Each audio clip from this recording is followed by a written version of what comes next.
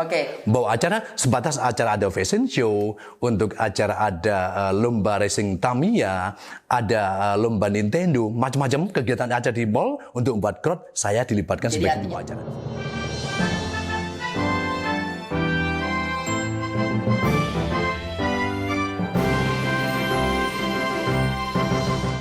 Jadi sebetulnya Mas Budi ini mengawali karir sebagai MC dan ada job pertama itu dari namanya Winda itu. Betul. Tahun 94.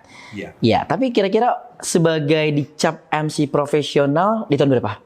Gini, ya awalnya juga tentu mengawali sebuah karir MC yang benar-benar MC ya tentu banyak belajar, tidak instan dah. Ya sekitar tahun 2021 memutuskan saya tidak kerja di satu perusahaan. Oke, fokus di MC? Ya, fokus MC di 2001 sampai sekarang.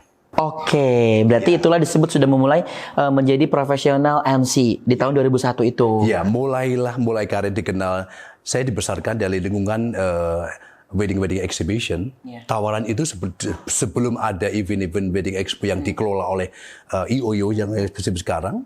Yaitu saya mengawali karir diberikan kesempatan oleh salah satu teman-teman dari vendor wedding, yaitu dari Bridal International, itu memberikan kesempatan kepada saya. Mereka ini mengadakan event acara exhibition di mall to mall atau hotel ke hotel. Saya diberikan kesempatan untuk menjadi rekan sebagai partner MC membawakan acara itu. Dan kompensasinya saya diberikan satu booth, satu stand, meja dan kursi dan sebagainya. Disitulah kesempatan saya berpromosi, menjual jasa sebagai Budi Praetno MC Entertainment, WO. MC Entertainment. MC Entertainment? Yes. Pada saat itu? Saat itu. Kita 2001. Ya. Berarti sudah dikenal juga sebagai Budi Praetno MC Jawa gitu, sudah dikenal? Di awal 2000 belum. Masih nasional? Dari 94 sampai 2010 itu adalah masih MC sebatas internasional ataupun nasional. MC nasional aja. MC Jawa sempat dari tahun 2010 sampai sekarang. Oke, justru dari MC nasional dulu lah memulainya 2001, 2010 hingga sekarang barulah sering juga dapat tawaran bahwa Mas Budi Praetno sebagai MC Jawa, seperti itu ya? Ya betul, dan tentu juga kita membuka link untuk bisa menjadi partner rekanan di beberapa venue di Jakarta. Harus gitu, mungkin teman-teman kalau dulu di awal akhir 90 atau awal 2000-an belum banyak MC seperti sekarang ini. Iya betul. Jadi masih bisa dihitung jari dan sebagainya. Jadi kita kesempatan luar biasa, kita membangun relationship, kita membangun kerjasama dengan para vendor total venue akan lebih mudah saat itu demikian. Oke, nah akhirnya 2020 dengan teman-teman yang tadi 2014 sudah mulai guyup di WhatsApp, akhirnya berarti butuh waktu sekitar 6 tahun, akhirnya seriuslah dibentuk Hipapi Indonesia. Betul. Gimana perasaannya pertama kali dibentuk dan langsung dicalonkan sebagai ketua umum? Ya, saat itu saya juga akhirnya kenapa ikut dalam bakal calon ketua umumnya Hipapi. Saya melihat bahwa bukan semata-mata saya ingin menunjukkan diri, tidak, tapi ada orang, harus siapa kalau bukan saya yang bisa ngerangkul, ngerengkuh dan juga bisa memberikan contoh empati dan sebagainya. Karena kalau menduduki sebagai posisi jabatan sebagai ketua umum kan juga harus segala macam harus punya, harus persiapan harus punya dan sebagainya. Itulah akhirnya saya pada saat pemilihan ketua umum pun ada 2 kandidat saat itu, ya mungkin saat itu prosesnya, tapi alhamdulillah saya mendapatkan kesempatan, nilai yang cukup banyak, dari suaranya cukup banyak. Juga artinya kan kepercayaan teman-teman ya? Kepercayaan dari teman-teman seprofesi pembawa acara. Pasti kan dari 2020 sampai dengan 2023 3 tahun itu memang masih umur 3 tahun, tapi pasti ada yang namanya jatuh bangun, prosesnya seperti apa hingga sampai saat ini dengan 660 anggota. Itu gimana sih prosesnya? Ya, saya juga berkeyakinan saya terpilih sebagai ketua umum, saya tidak kerja sendirian. Saya dibantu teman-teman yang duduk dalam formasi kepengurusan Dewan Pengurus Pusat, DPP saat itu. Belum ada DPW. Ya, akhirnya dari teman-teman ada dari Sekjen, kemudian bendahara, dari ketua 1, 2, 3, itu luar biasa membangun wadah Hipapi Indonesia yang benar-benar serius gitulah. Serius. Akhirnya dengan jumlah tertentu kita membuka HIPAPI di tempat lain dengan Dewan Pengurus Wilayah di HIPAPI di tempat-tempat lain ya, seperti kayak Banten, kemudian Jawa Barat, DKI Jakarta, kemudian Sumatera Barat, hingga sampai dengan di Jawa Timur. Jadi perjuangan memang baru ada DPP saja, sampai akhirnya beberapa DPW ada 5 kalau nggak salah sekarang Sudah alhamdulillah sampai sekarang sudah ada 5. Nah ini semuanya kerja keras dari seluruh tim, dari seluruh para pengurus yang terlibat luar biasa. Saya yakin seperti yang tadi disampaikan oleh Pak Ade Gofar, bahwa kita juga orang-orang yang duduknya orang-orang yang memiliki visi misi yang memang sosial, karena ya seperti yang disampaikan kita nggak dibayar.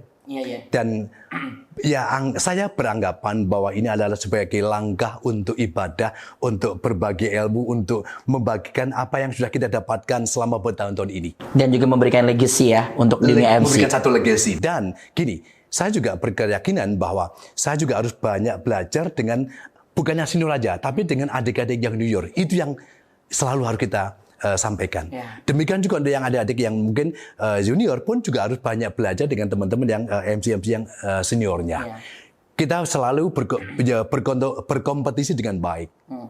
Tidak ada istilahnya ini gap sana gap sini ataupun sebagai kompetitor, tidak. Kita ini bagian satu keutuhan rumah tangga, ya keutuhan keluarga besar di Perguruan Pembawa Pernikahan Indonesia, HIPAPI Indonesia.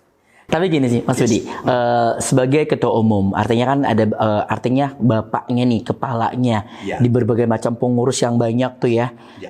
Ini nggak apa-apa ngomongin aja tanpa nggak usah bilang siapa-siapanya. Ini anak-anak ini pada suka bandel nggak sih Mas Budi? Kalau bandel bilang aja nggak apa-apa. Enggak, saya sih nggak bilang begitu, ya.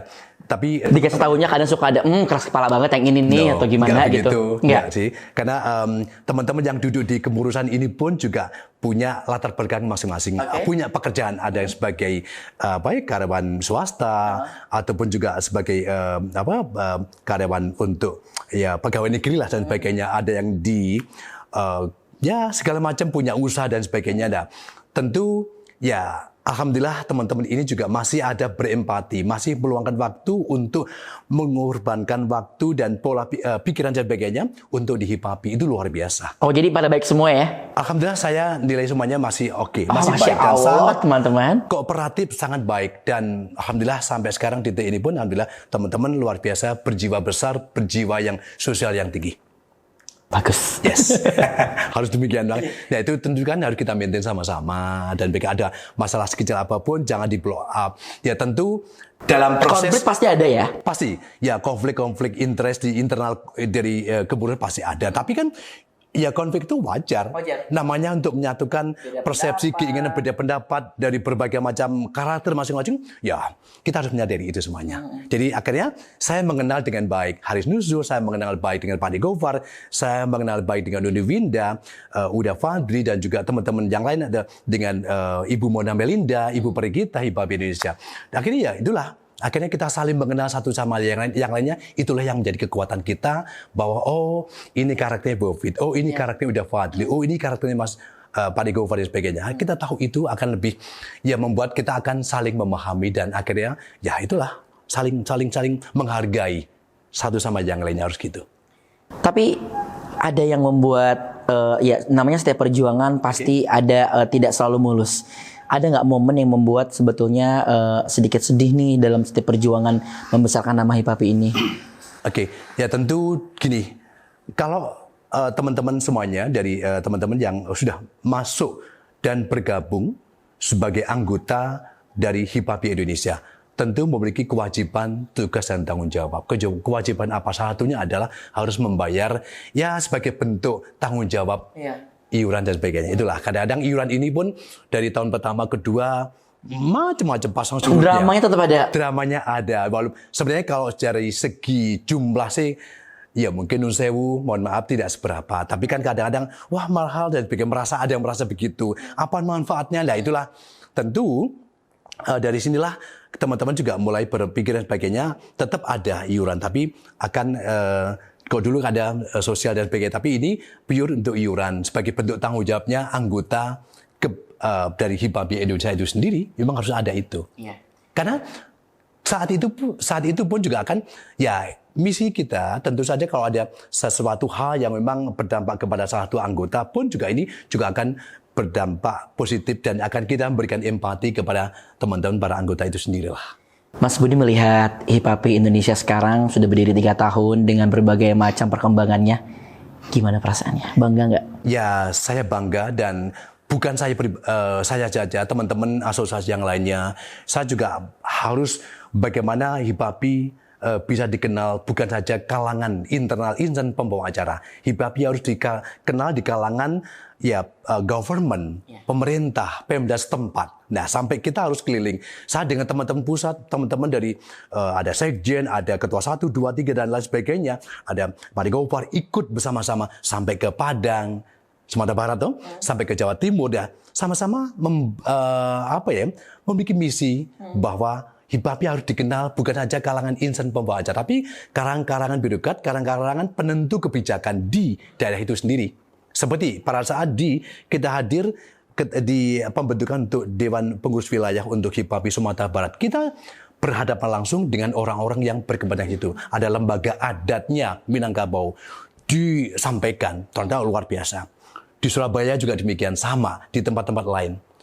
Sampai Banten pun dihadiri oleh wali kota dan sebagainya. Itulah apresiasi kita yang senantiasa kita memperkenalkan bahwa profesi MC, insan pembawa acara pernikahan juga turut menjadi mediator, tangan kanannya pemerintah sebagai pelestari budaya adat dan istiadat yang ada di sekitar itu sendiri. Itu betul sekali. Jadi memang kita melihat pelestarian adat istiadat itu yang contoh nyatanya ya di pernikahan. Kita melihat adat ini adanya di pernikahan. Jadi lestarikannya di situ ya. Dan pastinya berarti Mas Budi melihat perkembangan HIPAPI Indonesia dari tahun 2020 hingga 2023 itu sangat bangga karena Mas Budi hadir di situ sebagai ketua umum juga bersama teman-teman bergerak. Dan hingga sampai saat ini sudah 660 anggota, 5 DPW, ada juga non-DPW. Berarti itulah perjuangan sangat luar biasa dan akan terus berkembang dan akan terus terdengar gaungnya di Indonesia ya. Betul, dan perjuangan itu bukan saya pribadi, perjuangan yang ditopang dengan teman-teman tim yang ada. Betul. Para pengurus dari pusat, pengurus dari DPW juga ikut ambil bagian andil dalam membesarkan survive-nya dari HIPAPI Indonesia. Iya. Nah, nanti kan tanggal 13-14 Juni akan ada musyawarah nasional. Ya, ini satu agenda besar dari kami, dari keluarga besar Perkumpulan Pembawa Acara Pernikahan Indonesia, HIPAPI Indonesia, bahwa 13 dan 14 Juni nanti kita menghadirkan rangkaian acara musyawarah nasional. Ini memang kaitannya kegiatan ini adalah kita akan bagaimana untuk merubah yang 3 tahun yang sudah dijalankan dari segi AD dan ART-nya bagaimana. Nanti sekaligus juga kita memberikan kesempatan siapa tahu ada kandidat bakal calonnya ketua umum yang ikut masuk dalam itu nggak apa-apa karena nanti akan ada laporan pertanggungjawaban lalu juga ada pergantian kepengurusan. Apakah Mas Budi ingin seperti Bapak Jokowi 2 periode?